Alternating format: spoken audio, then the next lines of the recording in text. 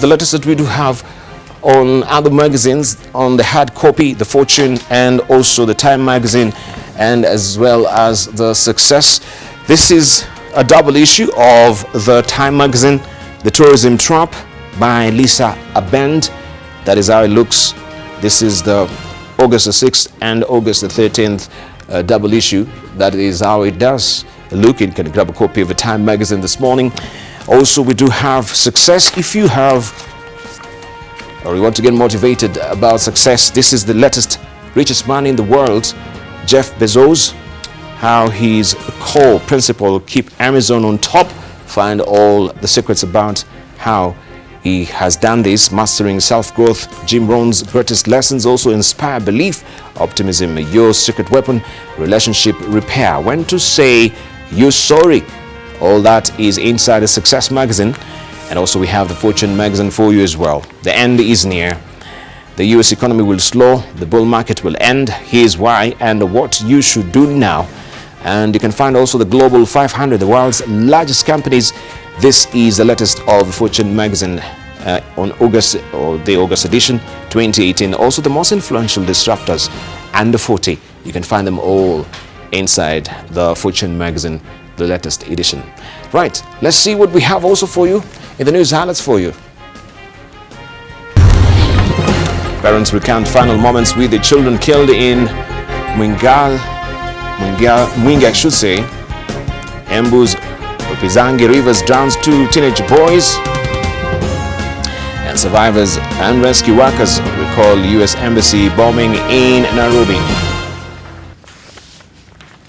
Now, some parents of the victims of the accident that happened at Kanginga near Mwingi town have faulted the school management for proceeding with the journey after dark.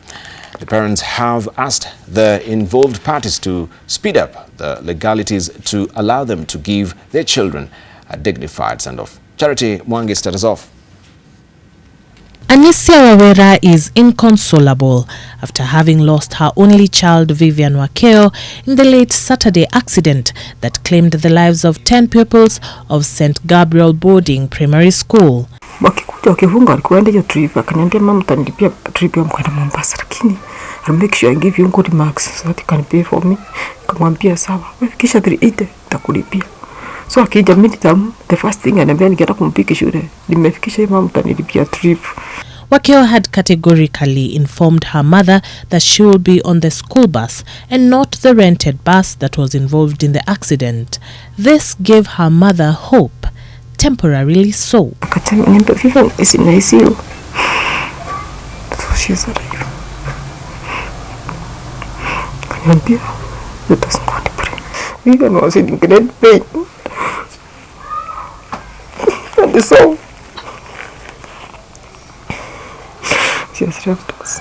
Wawera is a teacher and understands very well the laid out policies by the Ministry of Education with regards to acceptable times for travel. We are still wishing that. We wish they followed that. Wakaya hata kama ni watu wamefikia 6 wakakuja the following day. Wakiona kukiwa na mwangaza. She could not bring herself to get close to the scene of the accident, but relied on her fellow teachers to follow up on the whereabouts of her daughter. Eunice Malonza also sensed that all was not well even before word of the accident reached her. Nilisikia mwili umeisha nguvu kabisa. Sasa nikauliza baba watoto, mimi nasikia kutoka hapa hivi kuteremka sina nguvu. Her husband laments of the school's poor judgment that put the pupils in danger. Hiyo ngari kifikisha saa 12 kamili, ngari isimame hata kwa ni police station iko karibu. Isimame hapo tu. Ilale watoto hata kwa ni njaa iwezi ikaua watoto na siku moja kusema ukweli. Though Wawera has been left childless while the Malonzas have their 3 sons to console them, both families struggle to accept the events of that tragic night, saying that the gap left behind is too huge to fill. Hata kama tulichagua mashule, sasa nilichagua ndio kuniambia ni kama nasikia mimi nikipenda Mary Hill. Na sijui nisikia kama naipenda na nikaenda nikaambia teacher nikifikisha 400 mimi nataka kwenda Mary usiku ichagua. Teacher akamwambia nikipata hizo hata ukipata 38 and above nitaenda kukutafutia huko. Kimasomo alikuwa mzuri, hata ukiuliza walimu watakwambia mtoto wangu alikuwa mzuri sana. na nilikuwa ndamtarajia mpaka nikamwekea pesa nijue akifanya mtihani ya standard 8 kwa maana nilikuwa najua hataitwa shule nzuri. Most of the grieving families are yet to conclude on burial arrangements for their children. At the school, plans are underway for a requiem mass scheduled for Wednesday, even as they continue to prepare the families for a post-mortem exercise scheduled tomorrow. Charity Mwangi, NTV. Into another sad story where the search for two boys in Embu County who had been reported to have drowned in River Rupingazi is still ongoing. Alex Mwenda, a Class 8 student, and Emmanuel Murimi, a Form 3 student, are said to have gone for an adventure by the riverside yesterday afternoon after church, but failed to return home. Efforts of the family to inquire about their whereabouts yielded little.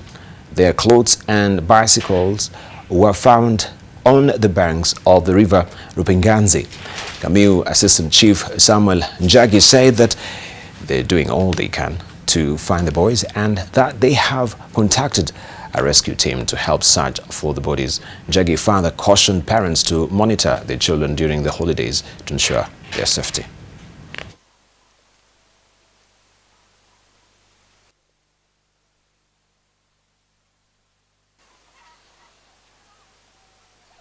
And the last surviving black rhino that had been translocated to the Savo East National Park has died from injuries inflicted by a lion attack.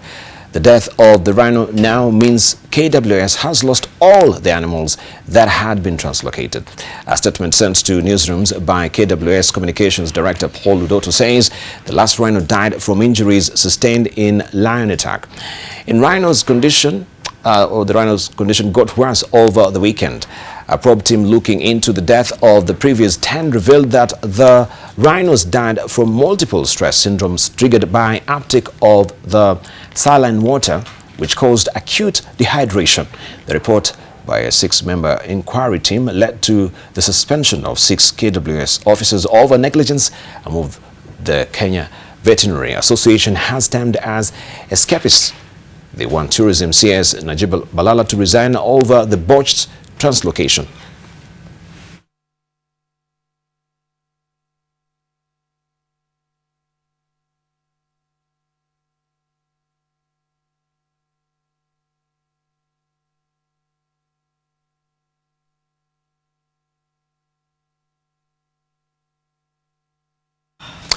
And that story also is captured here on the front page of the People Daily this morning. MPs under pressure to save 2 CSs. One of them, of course, we know this is not really the related story to the rhino, really, but of course this is a related story to the toxic sugar report, which also faces threat from legislators fighting over failure to name powerful barons.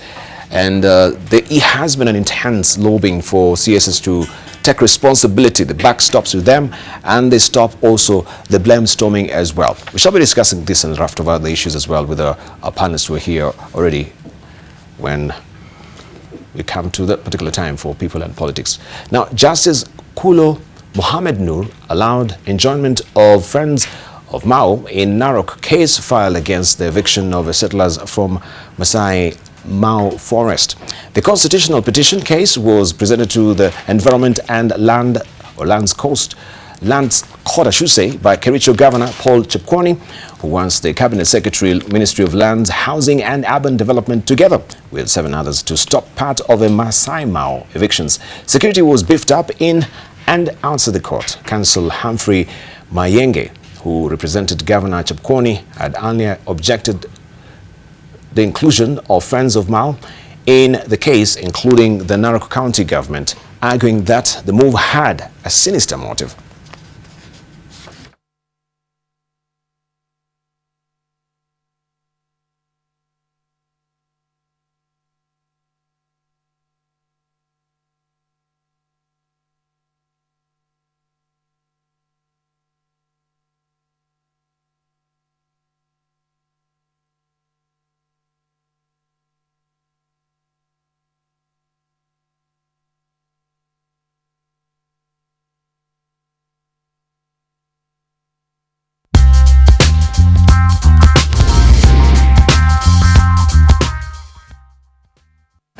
Now, at around 10:30 on August the 7th, Friday, a huge car bomb explodes outside the U.S. Embassy in central Nairobi, shattering large parts of the building and the adjacent 25-story cooperative house bank, which spewed glass and concrete. Blood-soaked people flee in panic.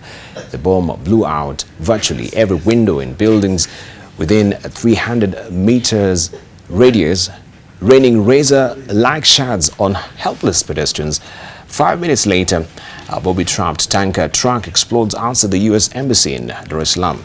The Nairobi attack is the most devastating. In the chaos and confusion, the numbers of dead and wounded are difficult to immediately ascertain. Many victims are only found in the following days. Rescue workers tunneling through the rubble with cranes and bulldozers. The death toll in Nairobi is eventually established at 213, with around 5,000 wounded. Most Africans, passerbys or workers in near buildings. 44 people, including 12 Americans, are killed in the embassy itself. And what came to mind was that these were but gangsters who wanted to rob the embassy, but it never occurred to me that they were actually terrorists planning a heinous and barbaric act of cowardice. Then I saw a man run from the scene of the shooting towards the heavy traffic, and that's when the huge blast went. And from that day, I have never witnessed or seen light of day again. I became blind. When such things happen, be it in September 11, be it the Madrid train bombing, be it the train bombing in London, or attacks in Syria, Afghanistan, and Iraq, this brings back memories, very painful memories, because seeing innocent lives being lost like a chicken, it's a very sad affair. So the devastation was quite great. You looked at the Ufundi building, which is on the site here, and it was completely down. I think it was a 7 or 8 story building, and it was reduced to a pile of rubble. Today's the first time I've been on the site, and seeing some of the buildings that are still standing, and actually standing on the site where we spent 4 or 5 days of recovering a lot of the citizens of Nairobi that were victims to the bombing. It strikes you a little different than just reading it. Being back on the site, a lot of memories start coming back. Now, across the borders, the South Sudanese, from the president to the ordinary public, are placing great expectation on the final peace deal signed on Sunday by the conflicting parties in Khartoum. South Sudan's President Salva Kiir said he is fully committed to the new peace deal and has full confidence in the strength of the agreement. The peace deal signed in Khartoum will see the formation of a unity government under Salva Kiir. South Sudan will also have 5 vice presidents, including opposition leader Riek Machar. Parliament will be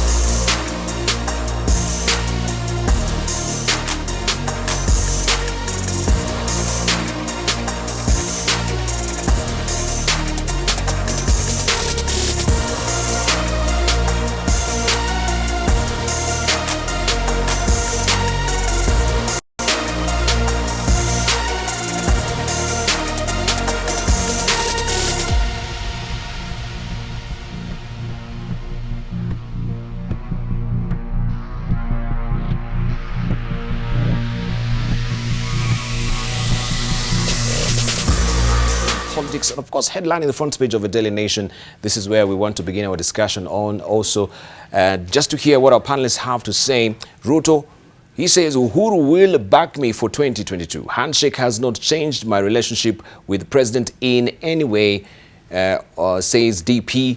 DP moves to calm fears of a political fallout between him and the president, saying the head of state has assured him of his vote in 2022 and that he will begin campaigning for him at the appropriate time. This story is well fleshed out for you on page 5 of the Daily Nation. Allow me to introduce to you this morning our panelist. We have with us Dr. Esale Sibiu, who is a member of parliament from Tongarena. Also, he is the Secretary General of Ford Kenya. We have with us as well Dr. Otene Molo, who is a member of parliament from Rarieda. We have with us Aaron Cheriot as well, who is the senator from Kericho. Also, we have with us Senator Isaac Mwaura. Isaac Mwaura is a senator, nominated senator, and we have Jacob Medio. Jacob Medio is a senator. Not the senator.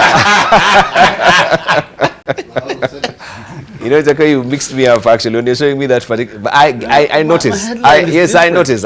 Yeah. Jacob Medio is a former member of parliament from GEM. Yes, this is what we have on the soft copy today. And of course, we have a different version on, what is the Ruby.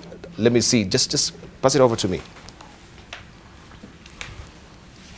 Yeah, pills are turning you into an addict. This is what is also headlining the front page of the Daily Nation today.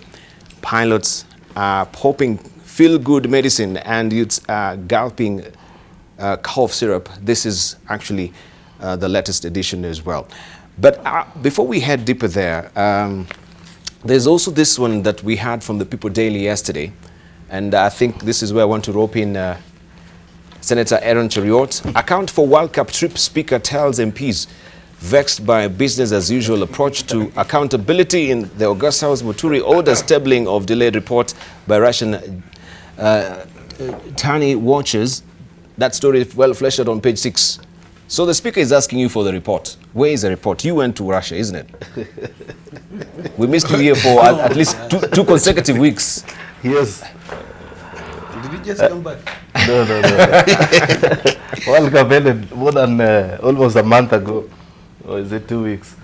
Well, I think, different committees will do their report separately. But one of the things that we agreed is that at some point we will sit down together so that we do a joint per house report. I cannot speak for the National Assembly. I don't know how far they have done with the report, but at least I've seen the draft report for the one for the Senate, the different committees that were represented at the World Cup. They have had opportunity to sit down and have a discussion. I think the final amendments are being made this week with a view to tabling it either on Thursday or Tuesday next week. So I think that report is almost ready, to the best of my knowledge, at least the one for Senate. Yeah. So we will account. You don't have to worry. You promise us a copy when you actually get the report, isn't it? Oh yeah. I can, if it will be out by next week Tuesday, I can come with one of the copies here to the show so that we get to discuss. It will be interesting for Kenyans to understand and hear some of the proposals that are being made. I think we've done a good job at it. Kenyans were justifiably not angry, let me find a better word, concerned at the amounts of money that were being used and whether it was good value for money. When you eventually see the report and what is being proposed by members of that committee, you will then make a decision as a country and realize that indeed it was value for money taking those legislators there. Right. At the beginning of the hour, we actually started off with a discussion with Dr. Eseli, and this has been aptly captured by Taifa Leo. Tunarudi tena chama kimoja? That is the probing question. And also we had this editorial cartoon that was drawn by Gado recently, and looking at the opposition, right? We have the opposition leader there in a coffin, nailing himself in a coffin, if you may look at that editorial cartoon. And he says, I'm still firmly in the opposition. Question is, are we slipping back to a one-party, rule, like we did with Kanu for so many years? And that's a probing question that we do have there also on the front page of Taifa Leo. Let's just begin with you, Sally. You began with that particular notion, and that has been captured also by the Taifa Leo. Looking at that editorial cartoon, it's very telling as well. Where are we as far as unitary party is concerned? It's very interesting. I had not seen Taifa Leo by the time I got here early this morning, but it just came out because I get the feeling, if you notice, I've sort of taken a back seat on abrasive politics of recent. Yes. I've actually been studying the situation from away. And actually, when you look at it, we are heading in that direction. And right now, anybody who appears to be opposing what's going on is vilified and called all sorts of things. But it's something interesting that people don't realize, that it will not land on them with a bang from hell. It will just creep on them slowly as they clap for it as it comes. That now when you look at the situation that NASA is going to support the government in its endeavors, you see, like when we say we are going to help the government fight corruption. I mean, we don't have a budget. It's the government that has a budget. They're the ones who are supposed to stop the corruption. But it's scary. It's scary, really. Okay, well and good. There is peace and tranquility in the country, but I would say that it's a restless peace, because with the high rate of unemployment, the high cost of living, it's a restless peace, we now can confidently march into Kibera and demolish houses and have no repercussions. We can go to Mau, evicting people from the Mau. It's good to conserve the Mau, but the methods that are used and nobody's raising a finger, those are signs of a one-party state creeping in. And it's dangerous. And Kenyans should be wary of this. It's not a good place to be. And I think on where I stand, I feel that as a Secretary General of a party, I think we need, as my party, we need to really firmly stamp our authority, as few as we are. Because if you remember, in the 90s, there were very few members of the opposition, but they still held the Kanu government to account. So I don't think the numbers are the issue. I think it's not the size of the dog in the fight, it's the size of the fight in the dog that matters. And I think that's what we should be looking at. However few we might be, yes, who are not agreeing with what's going on. Because what's going on, while it's good, there's peace, but that peace is a restless kind of peace. It's a fake peace. We need to come out clearly and state that and look for what was the cause of it. The cause of it was issues of electoral injustice. Why aren't we addressing those even now? We are putting a blind eye on that, and that's the actual cause of our problems. And the idea that the ethnicity was actually ripping the country apart. But are we doing anything about that ethnicity right now? Right. Good question. And of course, we have that editorial cartoon, if we may just have it back for you, Dr. Otende Amolo, to comment on this particular cartoon there. We can see there in the picture, right? We have Antoinette smiling. Well, this is the opposition, Raila Odinga, nailing himself in the coffin, firmly. And he says, I'm still firmly in the opposition. Thank you. Let me step back first and condole with the family that lost 10 young children in Mwingi. I think that was very sad. It needs proper investigation. It is also, unfortunately, 20 years since the 1998 blast that killed many Kenyans. Yes. Usually people talk of the Americans who died in the embassy, but many more Kenyans died. And I think it's unfortunate. Secondly, this whole issue of a dead opposition, sometimes I really think we should interrogate it much more deeply. And while I agree with my friend Dr. Eseli Simiyu, I think that he poses the question but does not go far enough. Opposition in the context of our country must be placed in Article 4 of the Constitution.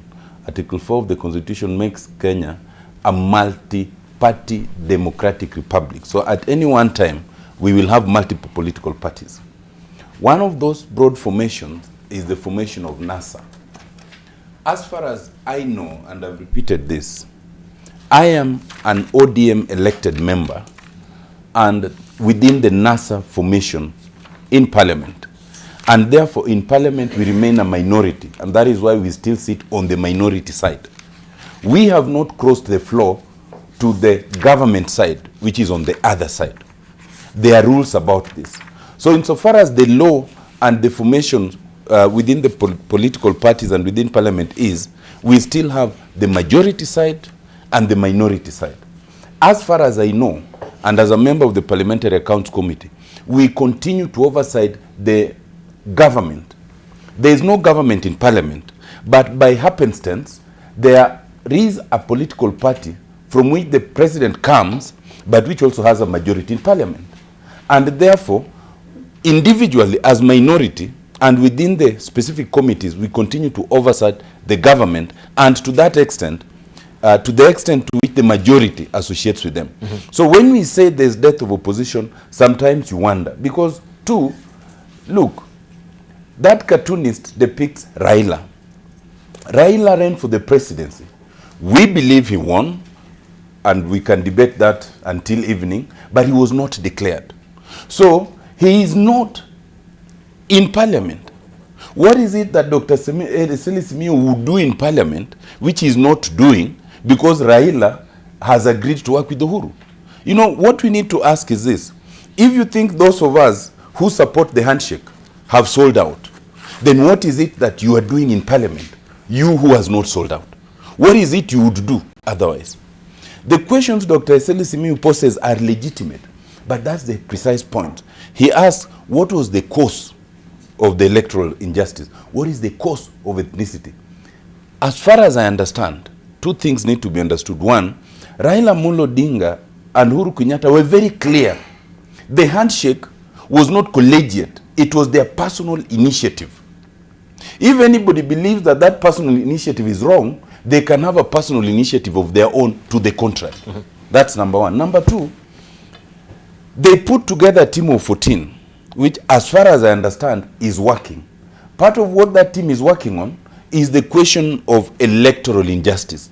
It is the question of undying ethnicity. I believe that it is premature for us to say, what are we doing about it, before we see even the interim report. It would be legitimate to ask, how far have they gone and how far are they moving, so that, you know, we can have these solutions. You know, the handshake is a futuristic initiative. The handshake is an initiative that is supposed to be more fundamental than who becomes president in 2022. So to reduce it to the more current problems, I think it to reduce its effect. But for me, as I always pose, none of us, not even me who is in ODM, has been asked either by Raila, being our leader, and I imagine perhaps Maura and the others will tell us here, if they've been asked by Uhuru, that don't do this because of the handshake. For us, the reasons why we were elected, the platform on which we were elected, the job we were given to do, there is no single day Raila has told any of us individually or collectively that don't do it. And as far as I know, he has never asked any of us, even within the larger NASA coalition, not to do anything. So I think that it is not a contradiction to support the handshake and what it stands for, and still oversight government as we try to do. All right, let's hear from Isaac Maura. Yeah, I think we are grappling with the fact that we don't know what is happening, really, in terms of the handshake and whether Raila is in government or he's not in government. And I think the government that is in place is the Jubilee administration, which is the government of Uhuru Kenyatta and William Ruto. The handshake was supposed to bridge the gap in terms of the divided country. And I think Kenyans must still go back to the statement that was issued on the 9th of March with regard to the intentions, the 9 points, with regard to the intention of what needed to be achieved. And I think if we looked at that, then we would be more agreeable in terms of what we need to do as a country. Because Debarl, there is a twinning. The problem of twinning, actually, if you call it tripling, of our ethnicity, our politics, and our economy. It's very, very serious. So much that even if we know that there is covariance between those aspects, by direction for that matter, it is too risky. So we need to de-risk our politics, in that sense, because it's almost, if you vote for Debarl as an individual, you are voting against a tribe, because that's exactly what it means. These are some of the things that we need to discuss, because when then you see the political, interpretation of the handshake, being, exemplified, you actually see that's actually the fear. That's the loss. But we've been here before. It's not the first time that we have been in such a situation. When there was a grand coalition government, there was a challenge around whether we'll have opposition in government, yes, for example. We are hearing discordant voices. If you listen to members of the Senate, members of the National Assembly, it's very easy nowadays to hear a Jubilee member almost sounding like they're criticizing the government, and vice versa. So I think, and an ODM member appearing to be supporting government. Now, when that happened in the Grand Coalition, there was a caucus that emerged around Bondi Khalwale, Ababu Namwamba, Mungatana, and others. And I think Mheshimiwa Jacob Midua was in that parliament. And that's what we are going to see. A convergence of minds, of people who will actually speak very eloquently about some of these issues against the government, because there are people who just become irrelevant, Debarl, if there is no way of criticizing government. And I'm sure there are quite a number. Just like you are seeing the new role of senators appearing like the official opposition of county governments, you see. So that's what we are going to see. And I know my good friend, three-term member, Sally Simiyu, is trying to cover niche for Ford Kenya. Well, rightly so, but I do not see this coalition around, having an alternative voice, being centered around political parties, because it becomes, messy and noisy, if that is the case. That is why you are seeing the ANC alliance with Ford Kenya is actually not gelling, Now, Musalia Mudavadi is saying he's not going to join government. I don't know whether also he wants to occupy that space, but whether in government or out of government, I don't think we will fail to have an alternative voice. That is my submission. That we still have people who will stand up and speak truth to power, and ensure that government does not feel, because you need actually an alternative voice even when in government, so that you are not able to continue doing the wrong thing. For example, it was very good for the government to be criticized around the NYS issue and Goro and what have you, at that point in time. So you need people who tell the government you are doing wrong, so that also they are able to deal with their own internal challenges that arise from misgovernance. However, Debarl, I think what remains to be the germane issue is, are actually Kenyan getting good services? And when you see demolitions happening, sometimes it's not just good to oppose for the sake of opposing. I mean, that is not really the intention of opposition, because we are so used to having a very polemic kind of politics where it's very adversarial. So I think it's also good to benefit from the camaraderie between Raila and Uhuru. Right, let's say from Jacob Midua. Now you can clearly see the Debarl, you need to give a chance for Maura to explain the meanings of the big English words today he's using. Polemic, corruptions, camaraderie is so it's polemic. He must have been reading a lot this weekend. He's a polemist. Himself, he's a polemist. I hope he doesn't mean polygamy. These two opposing poles. Sometimes when you want to communicate, you can't be that bombastic. Polemic, man. Even the man sitting here from game doesn't understand it. But Debarl, is it not just the other day we had a coalition government? I was the chief whip with my slain friend George Duo, and may God rest his soul. Then came Mudama, but we still opposed government from within. So this whole thing that there must be opposition, and the whole idea that opposition must be Luo, something I want to detest here. That is what Otiende did not say. That it is the Luos who must be outside government, and the people who believe they cannot be in government if the Luos are inside government. A government is a huge thing. All of us are taxpayers. We must in government, and I think for the first time Raila has gotten it right. And I hope he doesn't look for the political government. I have said here several times that unless the Kenya government shall be all-inclusive in terms of civil service, you will never have a country. No country develops if its best brains are outside government. And that is what the policy of this government has been for the last nearly 40 years. That best brains are a threat to the government. That is how not to do it.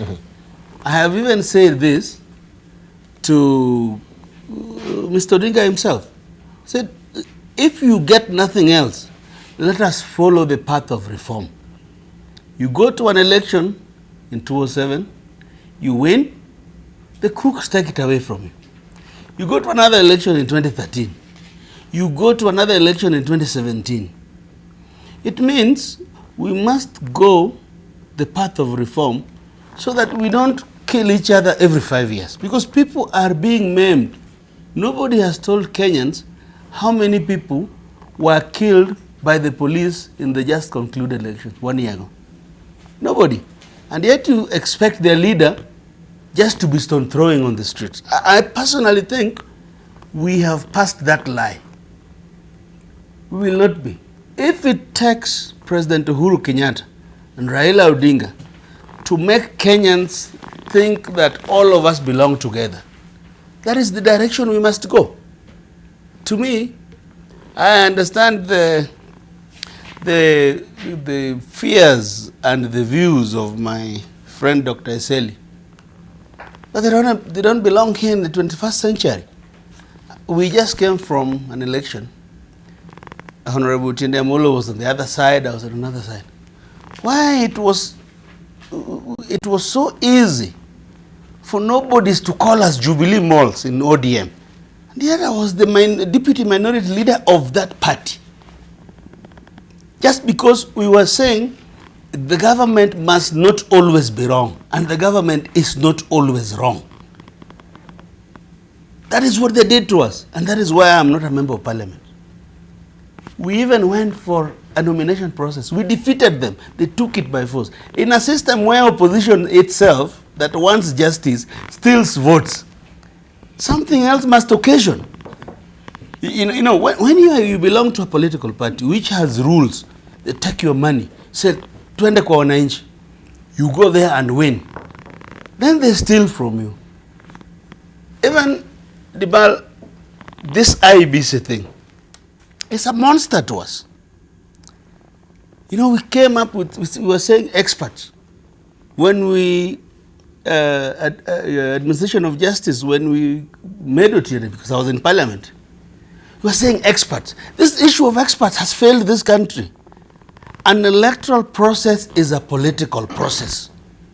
Let us open this debate. Even the 14-member team that Mr. Molo is talking about, I don't think they can crack it, because you can't take church people to figure out political things.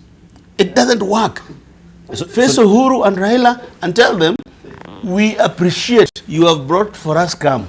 Thank you. But how to do it is not your way, because I don't think they will get there. Right, we need to take a short break. Dr. Eseli, yeah, it is 7 o'clock on the nose. We need to take a short break right now. When we come back, of course, we'll begin with you on that. So do we need to uncouple politics and the church, as well as is being alluded here, and that 14-member committee who are, of course, responsible for seeing the 9-point agenda implemented, also bring the desired results as far as our panelists are concerned? We shall look at that. And also this particular headline that we had it last week, is Uhuru planning a unity government? That is a probing question that many people are wondering. Yes, there's something in the offing. So this is what also we will tackle on the other side of a break. Don't go away.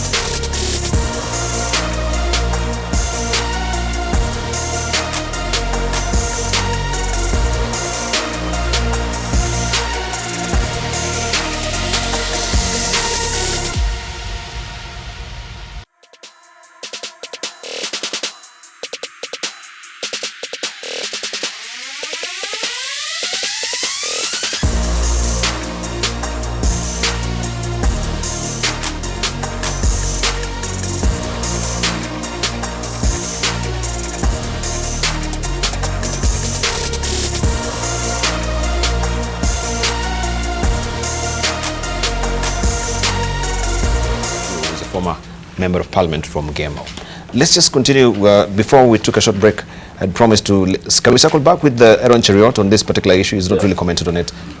Thank you, Debarl. You know, I do not want Eseli, our colleague here, to appear to be a lone voice in this issue while the matters is raising are extremely weighty and important to us as a country to consider, because you know, earlier on, before our colleagues joined us, he had said that a majority of the Kenyans did not grow up under the one-party rule, and therefore do not seem to understand its dangers. Well, when I look across this panel, perhaps that might describe only me.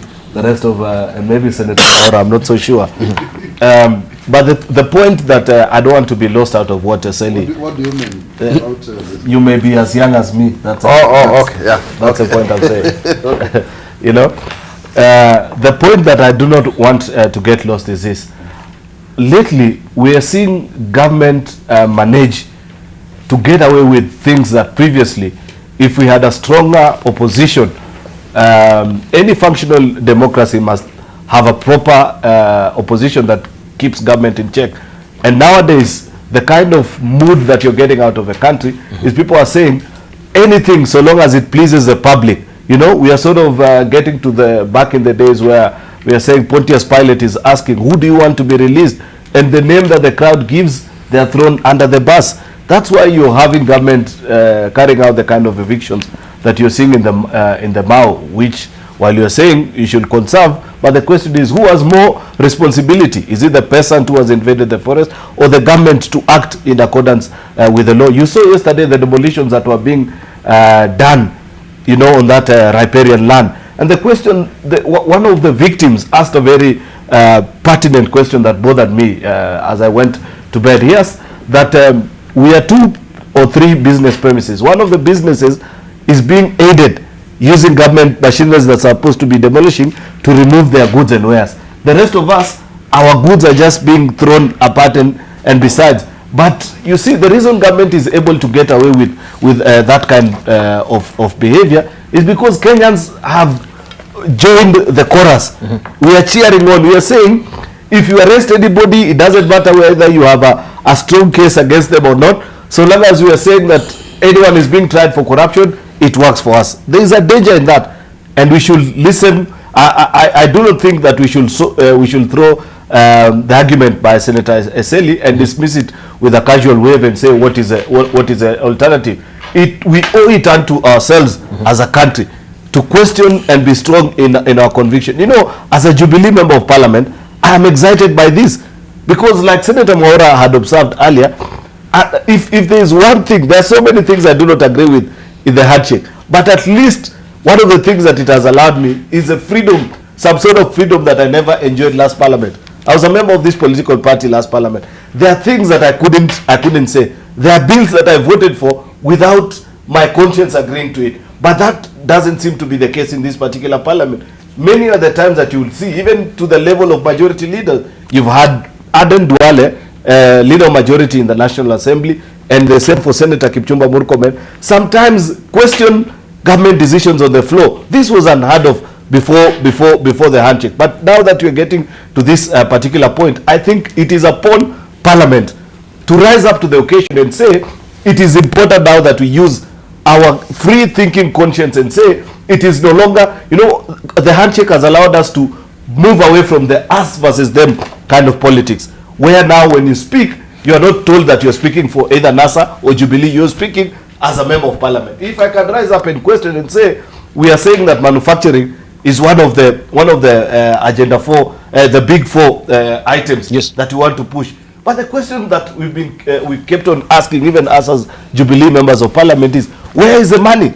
If you go to the budget that we passed that was passed in the National Assembly, there is no finances to push that agenda. Right. And therefore, as a member of Parliament, you're able to question that. Finally, on IEBC, which is something that Jacoyo raises, and we should be raising, and even you in the media should be able to raise, because next year, 2019, we are supposed to have a census. Yes. A very important exercise in this country. It will determine our boundaries. It will determine how we divide our resources as a country. It is supposed to be conducted by a dysfunctional IBC, which up to date, We know that it is functionally dead. Yet nobody is raising the questions. And therefore, to that extent, my colleague, Dr. Eseli Simiyu, is right. All right. Let's hear from Dr. Eseli Simiyu. I think earlier on, Debarl had mentioned this cozy relationship between the Communist Party of China and Jubilee. Yes. And remember, in China, it's not just the Communist Party of China that exists. There are other state-controlled parties.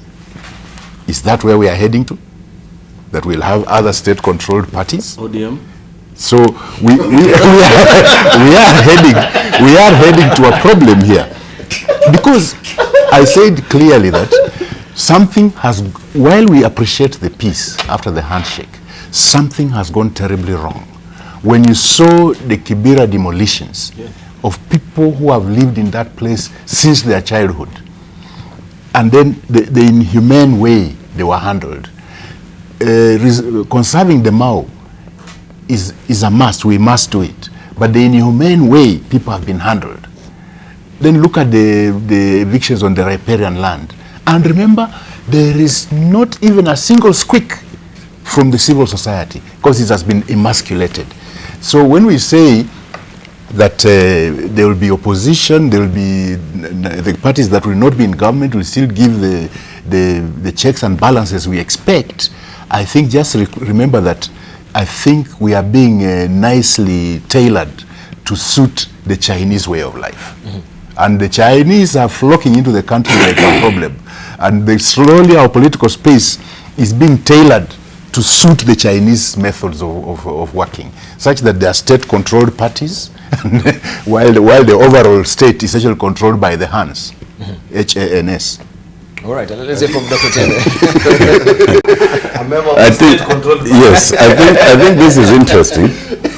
First, I thought that when Dr. Eseli Simiyu poses that question, the association with Jubilee with the Chinese way, I actually thought Mohura and Cheruiyot would object, but they seem quite happy. But all I know is that we in ODM first, and by extension, previously NASA, we to agree in the context of the handshake to calm the situation is not to agree to go the Chinese way. That might be for the Jubilee team to answer. But something very curious. When my brother Dr. Eseli Simiyu and Senator Cheruiyot bemoan this alleged absence of opposition, I ask myself then, since you do not associate with what now you call joining government, then why are you not providing, why are you not taking that space? Why are you not then being that voice? Unless, as Jacoyo says, it must be a Luo to lead it. Yes. Why are you not taking it? Because the word opposition is not anywhere in this constitution. You know? So anyone can claim that space. What is in the constitution, Article 108, is majority side and minority side in parliament. If Senator Cheruiyot believes so much, and I imagine therefore his party leader of the side of the Jubilee believes with him, I said if, then why not just take that space? You remember Raila, after 2 or 3, after election of President Kibaki, and he was a minister and he had ministers, they disagreed. He actually took that space despite being a minister. You remember in 2008, after the truce, and he was a prime minister, when things were still not going right, he behaved as if he was not the prime minister. So if the deputy president and those associated with him thinks that the fact that there's no leader, there's no opposition, there's no meaningful opposition, then please come and take that space if you think it is there.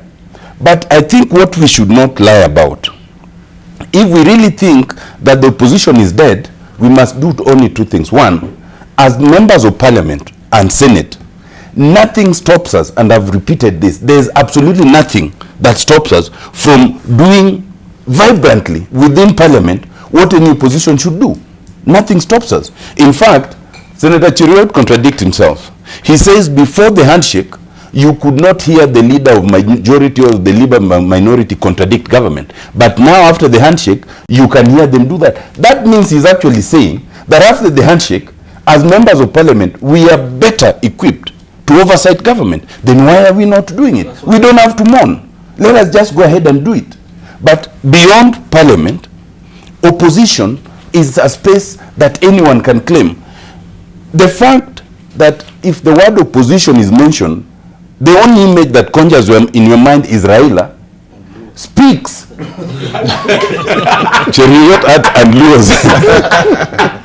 speaks to the irony of all that.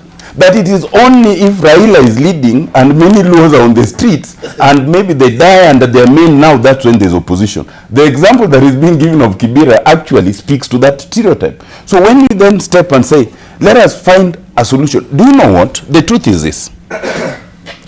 There's something so true that Dr. Eseli said, and I think Jako also said it. If we remain where we are right now, it does not matter who vies for presidents in 2022, in 2027, in 2032, and elsewhere, because the vote will not count. If we remain where we are right now, the ethnic tensions that have been there and they're simmering and they're still there will boil over. They nearly boiled over in 2008. They were nipped in the bud, and every 5 years they simmer. They will one day boil over. If we don't do what we need to do right now, what Jacob also truly speaks of, unless there's a meaningful and legitimate ethnic balancing, not just in some, but in all the important organs of state and government, then we are not going anywhere. And that is, to me, what this handshake speaks of. The minor things of who is where, who is going, those are very small things that we can deal with within 1 week or 1 day. But when we talk about the Jubilee Party and the Communist Party, we had also benchmarking. Some of you, I think, maybe attended that particular lesson in China. I don't know if you are airlifted to China, Aaron Cheriot or Isaac Maura. What lessons did you learn from the Communist Party? No. Because that's what we're... Let me take this. First and foremost, I think we need to look at Uhuru and Raila and ask ourselves, what is it really that they are up to? Because what they seem to tell us is that they want to secure their legacy. And in securing their legacy, they want to have a very firm hand of the state. That's what I'm saying. Now the challenge with Eseli and Ford Kenya is that much as they would want to claim that space of opposition, the lack of authenticity in their claim is the problem. That is why it appears, because you have to have a track record of reform, you see. So that is where the challenge is, because yes, you can talk. In fact, some of the members in Fort Kenya, including Moses Wetangula, are very eloquent, really, on the floor of the House. But does it have the, that backing? But coming back to the issue of the Communist Party, the other day, the so-called chairman of Kiambu County called me very happy that they've just had a meeting with the Communist Party. And by the way, we need a PG meeting for Jubilee Party. It's the earlier that is done, the better. What is happening is that there seems to be a paradigm shift. There is a competition for the heart and soul of Africa. Seriously so. The failure of the West as we know it, with a very strong right-wing Trump, and now you can even see the British people are trying to restructure the Commonwealth and going back to their colonies. I was in London and I could see all of that, and you see it was a partnership between UK and Kenya. It is very telling to see Trump inviting President Uhuru, at White House, because if you look at even the big infrastructure projects, you have the big Chinese SGR. The Americans want to also build for us a motorway, you see, and of course you can justify that and say because the SGR can only take up to 30% of the cargo if it's operating at maximum. So the question is this the way to go? Is this the way to secure the legacy? Is this the way to ensure that government projects are working? Chinese are not very well known to care about human rights. That is why then, obviously, if you are demolishing things to create a road, then you don't care about whether people will sleep or what, but we rather have development in exchange for your rights. So it is something we need to look at it more philosophically. Jacob was saying that I am speaking a lot of big English. It's because I've been reflecting on this issue. In fact, I was in Rwanda addressing 2,000 people about 2,000 youth about Pan-Africanism. These are things you need to reflect, and see where is the country going. Because President Uhuru's mentor and role model is Lee Kuan Yew. How was Singapore, for example, developed? Are you getting? Those are things we need to ask. Are we also seeing a Raila Odinga who is very well known for being strong and, he's a bulldozer, if you like, you know, who will want to make things happen. So that is what also, Jaco, you need also to answer to as you speak. Is that what is going to reform this country, for example? You know, is that what is going to ensure that we have a long-lasting, you know, solution? Because I agree with everybody in this panel. If we continue the way we are, the people's voice does not matter. As long as you go to a shambolic party primaries and you staff ballots and you tick, what is the need of campaigning? As long as you can tamper with the votes electronically, what is the need of people queuing? I mean, these are serious issues that we need to ask. So that if you look at the case of Mnangagwa, even in Zimbabwe, it's the same thing. I mean, the issue of legitimacy, you make sure that you win with 50.8% of the vote. And then you make sure even the opposition cannot even stand up and speak about their own grievances around elections. These are the kind of things we need to ask. Whether we need to have a strong state, whether, you know, what does that mean, you know, going forward? Thank you. You know, and also, I mean, even when we are looking at the opposition, I mean, we need to hear people asking these questions philosophically. Right, Jacob Dio, in fact, I should read I think something from the Twitter here. Kiprona Abram Kogo is saying, Jacob Dio is suffering from Raila nomiasis. That elections are free and fair if he wins, but flawed someone else is announced the winner. Well, Raila never was announced the winner. They have stolen from him ever since I have been around him. 2007. He lost in 2006. I mean, 96. 97, that election. He was still a young man. He was learning the ropes. But in 2007, he won. They stole from him. By the way, the word theft has become illegal because I've been served by somebody I said was a thief. It's taking me to court on this show. So, but I still want to use it because I want to prove him wrong in court. But the thing is, but I have your letter. You have my letter. Yeah, I have your letter. So that land thieves can call VIP. This one you must take up. We must talk about SGR from Mombasa and the people who stole from it. I will serve you appropriately with documents. I'm happy. Yeah. Thank you.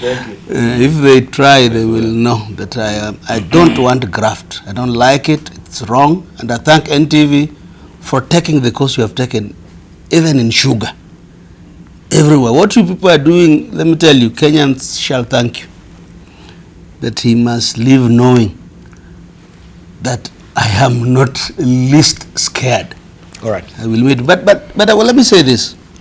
Let me inform Senator Cheriot and Dr. Simiyu Eseli that the MP for Kibera is a Jubilee MP. I have not seen him out there. No, that's Kibra.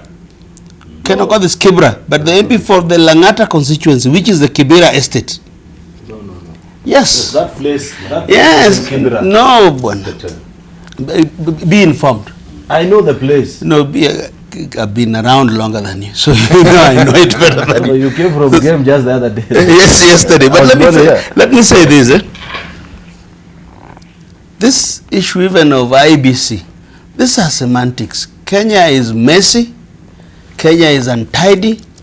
Kenya needs reorganization. A lot of things I would have said on these issues have been so ably articulated by Otiende Amolo. But Otiende has said something very interesting that confirms Kenya is untidy. That he says, I am an ODM MP, formerly NASA, previously NASA. So, this space is very untidy. You know, this hangers-on who are around Raila, that Raila must be the one born and die in opposition. I think they must just wake up to the reality. It is going to be different, and it must be different in this country. Who said people who are in opposition must be combative? Who says? Why can't opposition say the government is right when it is right? Why would Eseli Simiyu be a Jubilee mall when he says the government has done right on Thika Highway? You know, because personally I know that is part of the reason I got into trouble. But I want to use my brains. I know the difference between right and wrong. And I wanted to say this. When the government says they are doing something right, and Uhuru and Raila begin together, it is the very reason the media must interrogate, where did we begin fighting? Remember, Jaramogi made Kenyatta the president of this country. What happened?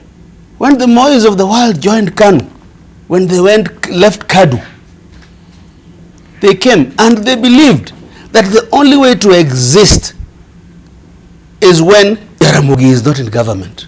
You must go to the historical perspective of this issue. Jaramogi was kicked out of government around 1965, I think. And then it was now tribal warfare. Thank you. They used that space to grab land, to do all kinds of things that the Mzungus left to us. And therefore, lastly, Debarl, even when Mwaura says he's happy that Trump has invited Uhuru, he must also inform Uhuru that Trump must come and take the people occupying the land around Kibera so our people can live on their legal land. All the current land like KP, our people are squatters because foreigners are living on our prime land. All right. I was the last one to bat on this issue. Which one? The one, you remember, you said we were airlifted. Your choice of words for the benchmark. Yes, please. Your choice of words was very telling. Anyway, since the 80s and the 60s, airlifts have been known to produce great things for this country, including Obama. So I do not. But for the record, I know colleagues who have gone on those benchmarking trips. I haven't had the opportunity to. It will be a great learning experience. You see, it still boils down to this debate of you're either left or right, which is a problem with this country primarily. Why do we want to cage ourselves down that you're either for or against us in each and every particular issue? Are we telling the country this morning, Debarl, that there is absolutely nothing that from the country, that as a country we can learn from the Communist Party of China? And there, for example, successful war on graft, successful execution of grand and huge infrastructure projects. You know, those are things that a political party should be able to learn from the other. You know, what you do when you go on a study visit is that when you notice the good things that you feel are implementable and will greatly change the lives of your people, you adopt that. Those that you do not agree with, like the muzzling of opposition and that kind of things, which will cause people not to be happy, then you leave it aside. Unfortunately, just in concluding, Debarl, it is the same kind of thinking that even my good friend Otiende has, and that's why he says, I am contradicting myself. I am not contradicting myself. What I am offering is a critique of the handshake. I think Otiende and Jakoyo are where we were as Jubilee members of parliament, last parliament, where you think you're either with the party leader and any decision that he makes cannot be questioned. What some of us are doing are saying, while there are good things about the handshake, we shouldn't take it with an open hand. There are things that we do not agree with it, and we should be able to question, like Eseli and I are doing this morning. Right. I think a probing question that we need to also to ask is, why do we have this particular, I'd actually misled our viewers on what is on the front page of a Daily Nation and what is on the front page of the soft copy, actually, and what is on the hard copy. These appeals are turning you into an addict. Right, that is what we do have on the front page of a Daily Nation today. But also this particular soft copy was carrying the story which continues on page 4. This is what was on the soft copy. Ruto, Uhuru will back me for 2022. But in the Daily Nation, it's on page 5 where this story continues. Of course, sometimes we put the headlines and then we have to change them finally when it goes to press. So this is a story. And I think we get mixed signals from the Deputy President when it comes to this issue and the politics of 2022. In a rally, he will tell us, oh, hii siasa ya 2022 tumeacha. Sasa ni maendeleo. Tuko pamoja? Tuko pamoja? Then again, we open the dailies and we have this particular headline. Or he doesn't really mention about the politics of 2022. but you know the minders around Deputy President William Ruto will do that. So we fail to understand. Aren't you reading from the same script, right, when you go for these particular rallies? Let's begin with Dr. Esali. I think what has happened here is, I think Raila has been lulled into some sort of somnolence, not to bother about 2022, while William Ruto is really moving on the 2022 issue. And you know, there's no way you can stop him. You can stop people talking about 2022, but you can't stop them thinking about 2022, because you can stop the utterances, but you can't stop the thinking. This idea of opposition being Luo and Luo being opposition is totally untrue, because if you look at the Kenyan politics from the word go, it was not just a Luo affair that was trying to get things right. We had the era of the young Turks who are not necessarily Luo, kina Paul Mwite, kina the late Michael Wamalwa Kijana, Dr. Muhisa Kitui, Martin Shikuku, Masinde Muliro, and all that lot. Those are non-Luos that I've mentioned. The issue of the scenario of when we say that without Raila, therefore there's no opposition. I'll give an analogy that we have in my neck of the woods. A large tree, a very leafy tree, when it grows very big and tall, nothing grows under it. Until another tree might grow a distance from this tree. It can't grow from under it. So perhaps some of us shifting away from the cover of Raila might help us grow, because the tree is so wide, it's so leafy, it covers everything, nothing can grow from under it. So you have to move off a bit before you can actually grow. So this will take some time. As Otiende Amolo says, that nobody has stopped us from taking up the opposition role, but it will take a while, because as I've given you the analogy of the big tree, nothing will grow under it, and Raila has been straddling the political space like a colossus, which he still does. So for anybody to move, must get out of that shade to be able to grow. As we have said, he himself is looking for a legacy, that he left this country united together with Uhuru Kenyatta. So perhaps it might be wrong to expect him to go the bare knuckles that he used to go on exposure of various ills in government and so on. As he said himself, he has a hotline now. He can call the president directly. So he doesn't need to make that. Now, those of us who don't have the hotline will have to take up that position. But just to assure Otiende Amolo that it will take a while, because remember, we've been under the same fold since 2013. Run down to 2013, we've been under the same fold, and this is a very wide and leafy tree that you can't grow from under.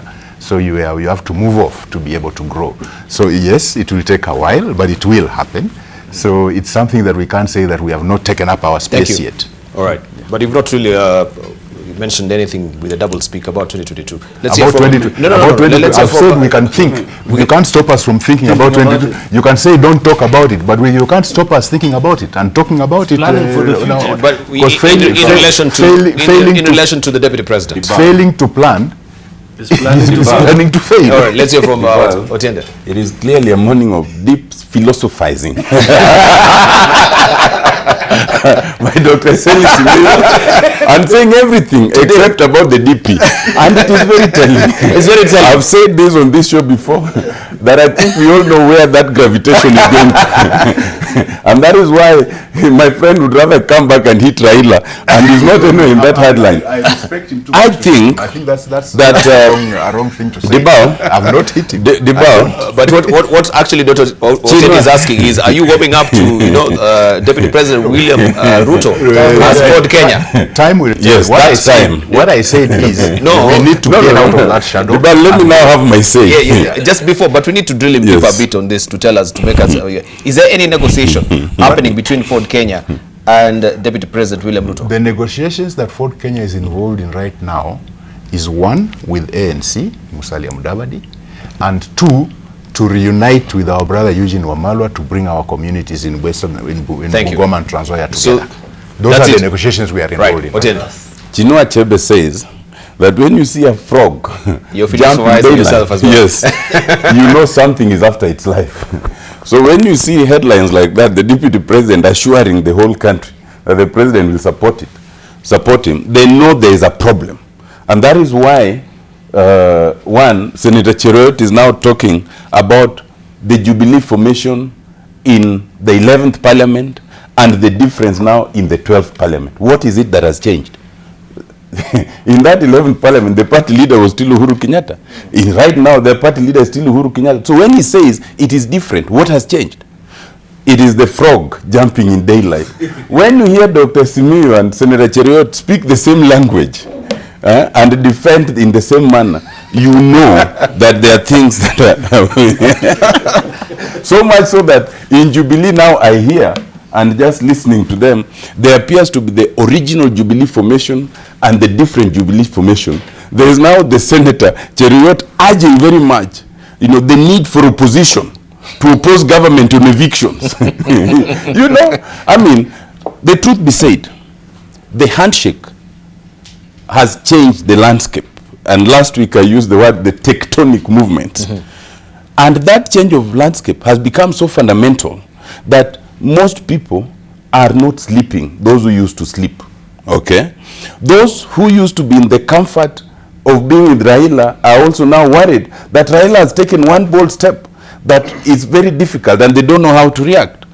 My friend, and I respect our NASA principals, Kalonzo, Mudavadi, Wetangula, but you will realize that since then, it's helter-skelter. When Dr. Simiyu says their political move is to move with ANC, but how can it be when Wetangula says, NASA?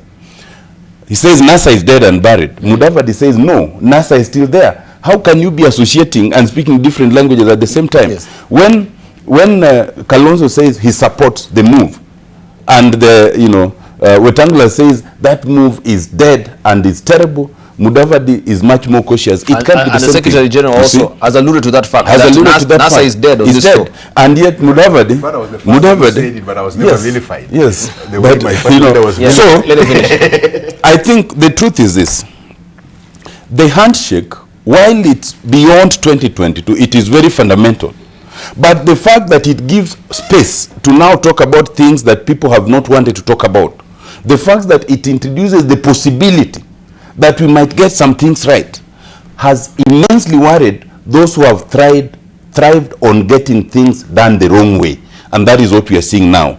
It means there is no assurance on anybody's part in terms of who will be the candidate, who will be supported, not just by the president, but by the formations. It means that it makes it difficult for those who are hoping that automatically Raila Amolo Odinga will have retired and anointed them, and they're certainly wondering, will that really happen? So on both sides of the political divide, it has caused jitters. But I want to believe what we have said earlier. Just two things. One, let us use this opportunity to remedy the things that we need to remedy in this country. The truth of the matter is that we only always remedy things, even a bit, when the two political formations appear to speak in one voice. We got the new constitution because Raila and Kibaki supported it. Others would not have. Let us use this opportunity of the handshake to remedy what remains of it. But secondly, this does not prevent any of us, as elected members, as non-elected leaders, from doing what we need to do to check government. Government must be checked. I do not agree, Senator Cheruiyot, and I will never agree with the principles that the Communist Party of China stands for. And I do not believe I will learn anything from that. But there are positive things to be learned from all over, not necessarily from the Communist Party. And therefore, the handshake, I did not hear it mention the Communist Party, and therefore I'm not. Let's hear from Isaac Mwaura. Yeah. So where's the Chinese scholar? Let me explain this shirt. Yeah. This shirt is actually not Chinese. It's from Eastern Europe. Okay. That is where this shirt, emanated from. Yeah. It's only that the Chinese now have propagated it. The same place where the tie you wear emanated from. They were called cravats. So it's only that US, they developed to the, Europe, France, UK, and then, the Americans, and they developed it like that. But the reason I don't wear it is it constantly reminds us that we are still held by the collar by those who colonized us. I think Cheriot didn't get the benchmarking pin when he went. The benchmarking that he mentioned now. Let's hear from Isaac Maura. I think we are living in very interesting times where there are hotline connections and disconnections. We are also living in very interesting Who times. has this hotline, by the way? Well, and also, and also where you can see the gravitation towards William Ruto very tacitly by Ford Kenya, but at the same time uniting with Eugene Wamalwa, who is also a Jubilee, that kind of double trading. It's like you are aiming at two timing. That is Ford Kenya, and I think Ford Kenya is really at crossroads. That is how you enter. And you see now, and I see my brother Aaron Cheriot really agreeing with let him finish. Now, Debarl, yes. when you hear Deputy President William Ruto saying that President Uhuru has assured him that he's going to support him, that means there is trouble. It's good to say the truth. Because when the last time we had a Jubilee parliamentary group, the president said that he is going to dedicate the last year of this term to campaign for Deputy President William Ruto. And that is why I'm asking, can we have a Jubilee parliamentary group meeting? Because certainly, just as I said on this show in the past, this idea of Kielewekwe and Tanga, and I don't want to be, we need to clear the cobwebs. Because sometimes when people have not been able to know what exactly is happening, they are bound to get lost, you see? So we need to have a sitting. No,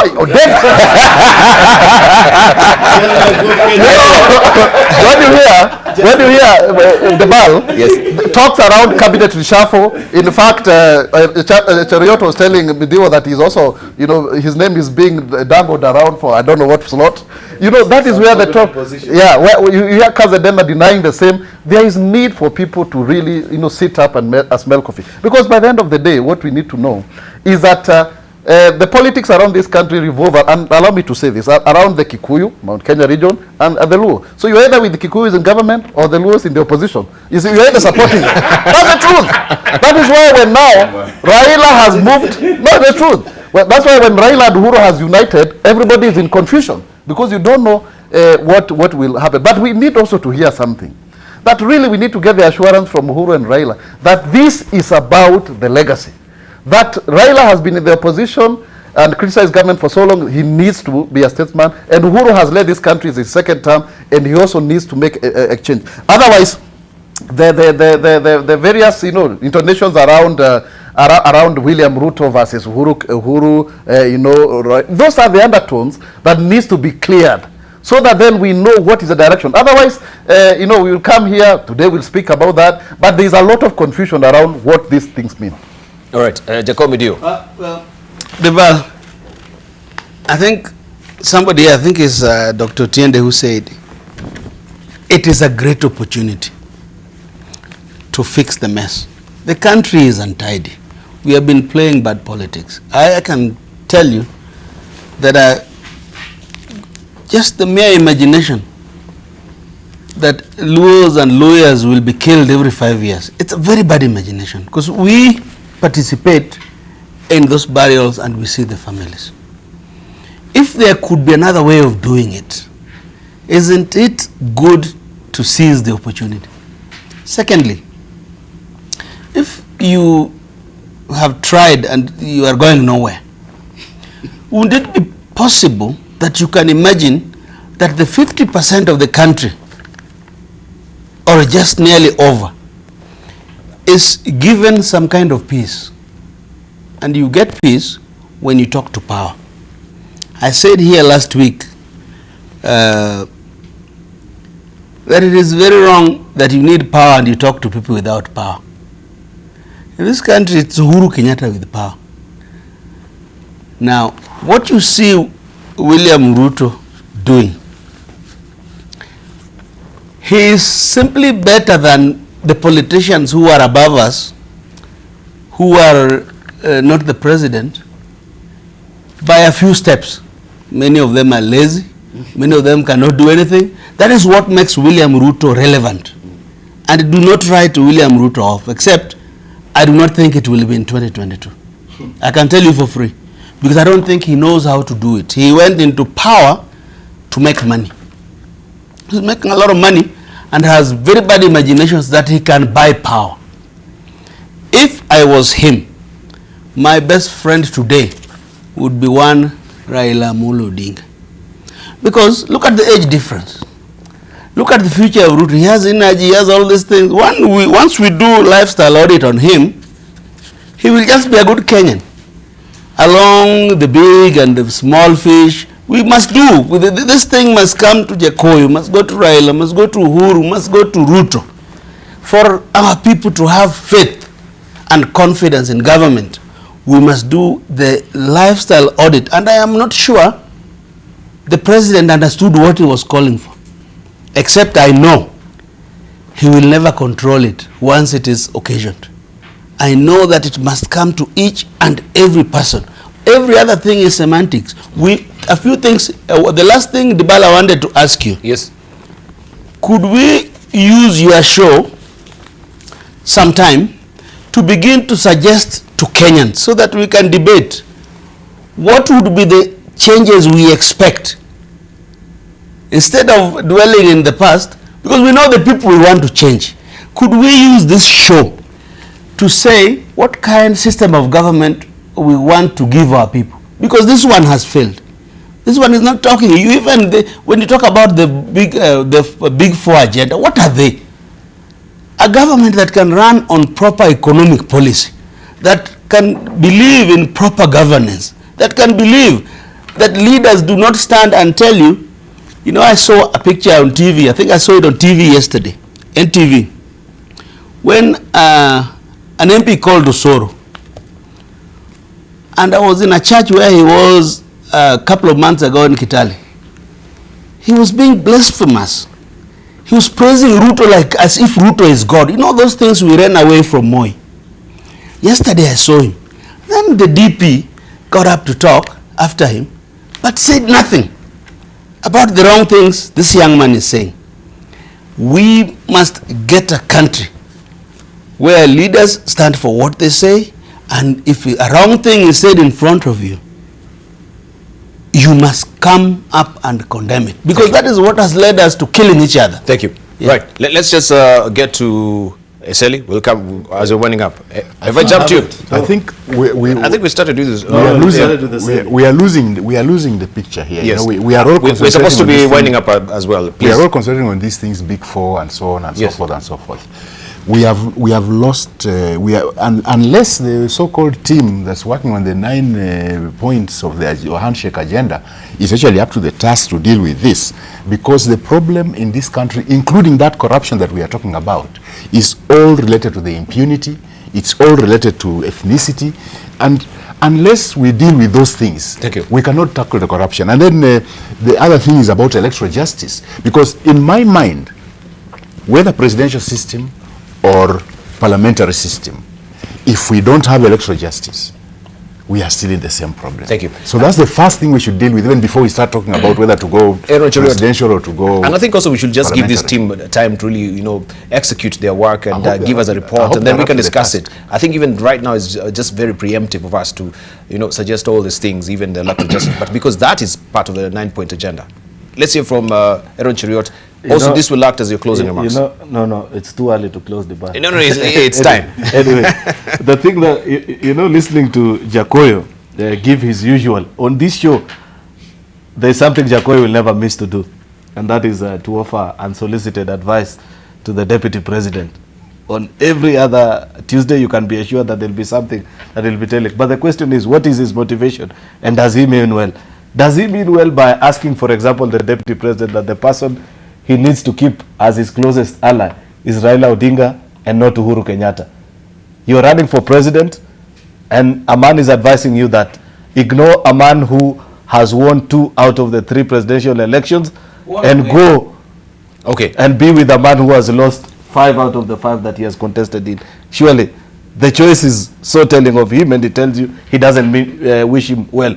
The point that we shouldn't be missing, and I think Senator Mwaura, you may not have read the details of the story, is that this assurance was given at a leaders meeting, where as a deputy party leader, he was meeting members of parliament and members of county assembly from Nyeri County in a meeting and briefing them of the ongoings in the party. And of course, like everybody has been asking, are you okay with the president? Because that's the general feeling. And I agree with Senator Mwaura that to a larger extent, that our parliamentary group meeting as a Jubilee Party is long overdue.